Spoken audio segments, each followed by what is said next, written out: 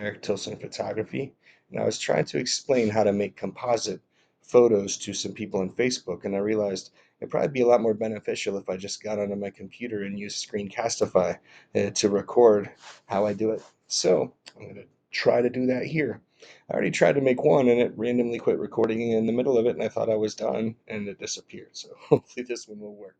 But anyway, a couple of quick things before we start. This is a picture of a pelican diving in Anastasia State Park near St. Augustine, and I took this on Monday. And basically, what I did is I set my shutter to take as many shots as fast as I could. So in my case, that's an electronic shutter on my mirrorless camera, and it takes about 20 shots per second. I made sure that servo focus was on so that it would focus on the bird when it was up high and then just hold on to it as it dove. And the really important thing for you to remember is make sure to try not to move your camera. So the first time I did this, I moved the camera trying to follow the bird. And what that did was it changed the relationship between the bird and the horizon and the clouds, and it made for a whole lot of unnecessary editing. So on my second try here, a couple years later, I knew that I really needed to try to keep the camera steady. Now, it obviously be best to use a tripod, but that'd be a big mess because you wouldn't know where the bird's going to be when it's going to start diving.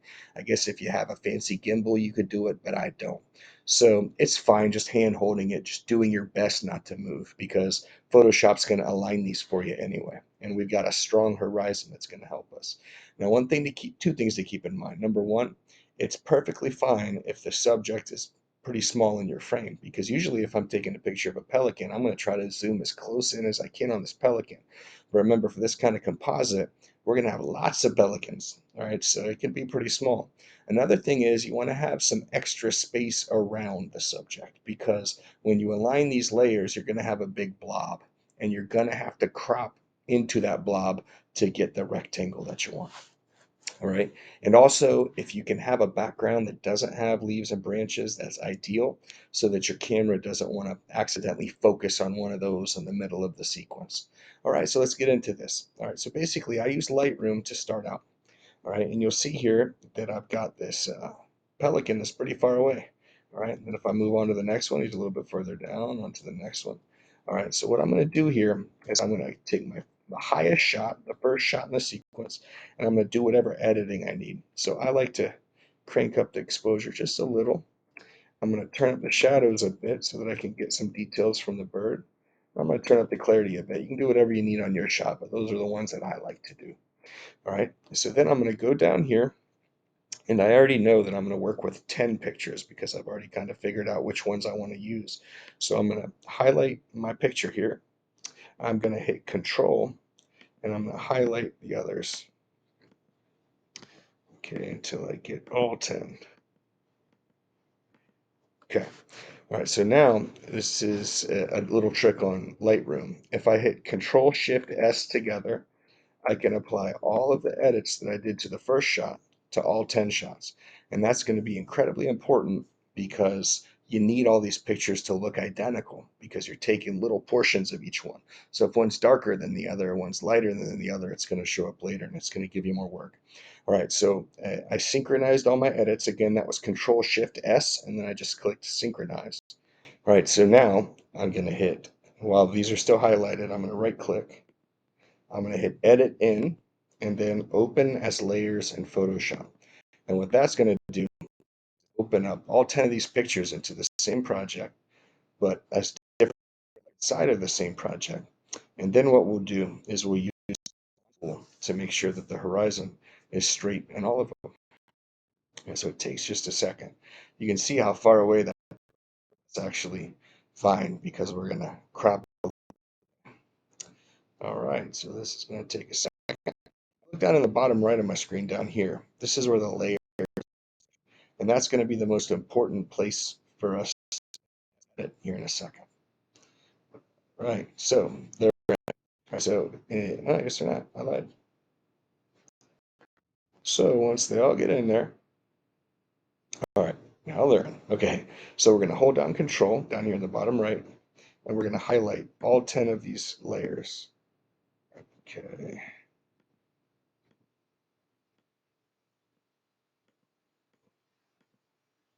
Okay. Got them all. All right, so you need to hold down Control or else it won't let you highlight several things at once. We're going to go up here to Edit, at top left. We're going to come down to Auto Align Layers. Then I'm just going to leave it on Auto, let it do its thing, and hit OK. All right, this computer is pretty fast. My old computer took a long time to do this part, so if it takes a few minutes, don't worry. All right, but this should be pretty quick on this one. And what this is doing right now is it's looking for the horizon line, and it's going to make sure that it's even in all of the layers. And that's going to make our editing very easy. Okay, so you can see there that we've got kind of a mess. All right, we got some stuff down here at the bottom, some stuff at the top, because I did move my hands a little bit. All right, but that's okay. All right, so now what we're going to do is we are going to click this eyeball from starting from the top to make only the bottom splash visible. You could go the opposite way too, but I found that this is a quick and easy way to do it. All right, so now I'm only looking at my final shot. Now I did have a picture of the splash itself, but I thought this is more interesting if it's beak just about to hit the water. All right, so now I'm going to go up to the next layer, and that one's going to be a little too close, all right, because my shutter was so fast. So I'm going to skip that one. I'm going to pick the positions that I like the most. All right, so let's try this one. All right, that one looks like it's going to be good.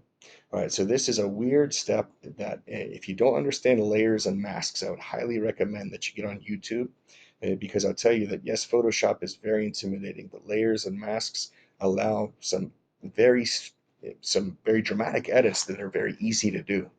All right, so what I'm going to do here is I'm going to click on this layer, this new one that I just uh, made visible, right? And I'm going to go down here to the square with a circle in it. That's a layer mask.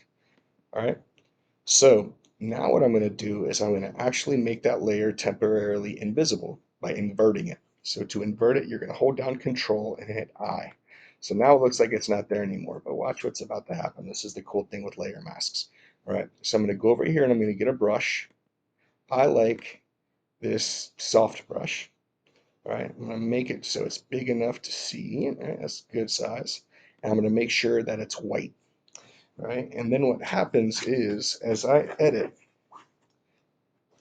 right, as I paint white, the bird's going to show up because what I'm doing is taking a little tiny chunk of that layer, I'm adding it in here. Now, there are two things you need to really think about. Number one, you have to make sure that this white square is around your layer mask and that your layer mask is black.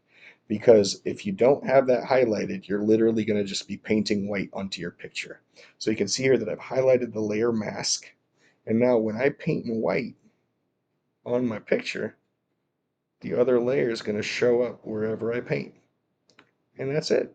You can see that the horizon's straight behind the bird because they aligned well in Photoshop. All right, now I'll go up here. Let's see. We'll skip another one. We'll just keep that going. We'll see how far it was. That's actually pretty far. So maybe we can use the next layer up. Yeah, that one looks like it might work. Okay, so I'm going to do the same thing. I'm going to highlight it. I'm going to click this square with the circle in it. I'm going to hit Control I to invert it. And I'm going to keep my white paintbrush. And I'm going to paint, it's pretty close. Paint on that bird. Okay. All right. Now you can see here that they don't line up perfectly, and that's just because the bird sped up toward the end, I guess. All right, but let's see if the next one's, yeah, that's going to work. I'm going to be using that one too. So I'm going to highlight that next one. I'm going to hit the square with the circle in it. I'm going to hit Control I, keep my white brush. Yeah, it looks like we're good. I want to paint that bird on there. Okay, let's see. See if the next layer up is far enough away to use. It might be. It might be a little too close, but let's see. So I'm going to highlight it. I'm going to click on the square with the top of the circle. I'm going to hit Control I. Got my white brush. Oh, it might be a little too close. Okay, so and now what you might want to do in here, if you hit Control plus, you can zoom in and you can see that I got rid of the tail on the previous one. So what I can do here, I'm going to make the brush a little smaller. And I'm going to switch over to black. Now, if I paint black onto black, that means that it's going to it's going to get rid of that. All right, it's going to bring it back from the previous layer. I'm not covering it up anymore. All right, so this beak I can't see much, so I'm going to go back to white. I'm going to make the brush even smaller. I'm going to paint that beak back on in white. All right, Looking good. I'm going to zoom back out. Okay, so let's see what the next layer up looks like. Um, I think it's far enough. So we're going to hit the square with the circle. We're going to hit Control I. My white brush, but I think I made a little. Yep, and to make the brush bigger, you can just go up here and turn it up here. All right, so here we go. Yeah, we got it. Okay, so I think that kind of shows you how to get the layers in there. Okay, so those two are a little too close together, but that's accurate because that's what the bird was doing. But if you want, you can move layers around. I'll just warn you that that also moves the sky behind the bird around and it gets real messy looking. All right, but we're gonna go from here. All right, so to finish this shot, and I have a couple other layers here that I could add, but I think we've got it basically figured out, and this video is getting kind of long. All right, so one thing you might need to do is you might need to go over and get some more sky from one of these new layers. It might give you some more horizon too. So the bottom one just had a little less sky. And for some reason, it's a little lighter too. I don't know about that. All right, but anyway, if you need it, you can get more sky that way. I've just got my white paintbrush, and I'm just painting on from one of those top layers. All right, but that you might not need it. Okay, so what we're gonna do now is we are going to crop. I like to use 8x10 crops just because when I do try to print these, I can make that into an 8x10 or 14x16. But if you want to do a 5x7 or whatever else you can. So this is the 8x10. I'm going to crop to get rid of any weird stuff on the outside. All right, and I'm going to get them pretty even anyway. All right, looks like the horizon needs to be rotated just a tad. And now I'm going to crop it, and I've got the picture.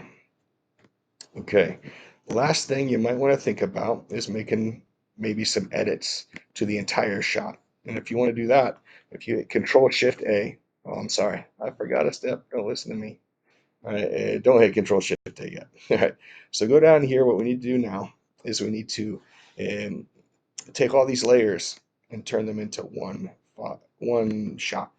So any of these layers that you've used with the eyeball on them and with the layer mask, hold down Control and highlight them. I know that there's a quicker way to do this. I just don't know what it is. There's some command you can do. So you want to make sure that all the layers you used you have highlighted. All right. Now I'm going to right click and I'm going to hit merge layers. All right, that's going to put them together. So now I can make some global edits to all of it. So if you wanted to do any edits, you could hit Control Shift A, and that's going to bring up the camera raw, which is kind of like Lightroom. And then if you want, you can do edits to the entire thing. Turn it up a little bit. All right, maybe we'll do a little bit more shadows so we can see the bird's feathers. And now we're done, and that's your picture. All right, now this is going to be a giant file that's called a TIFF. I don't know what that means. I just know that you can't print it very easily or put them on social media. So I hit save a copy. Right, get rid of this TIFF and make it a JPEG. Call it something. Right, and save it. And now you're done. All right, and that is, I call them pelican sequence. So I'll call it pelican sequence. Now save it. And now we've got a pelican sequence. And that's how you do it.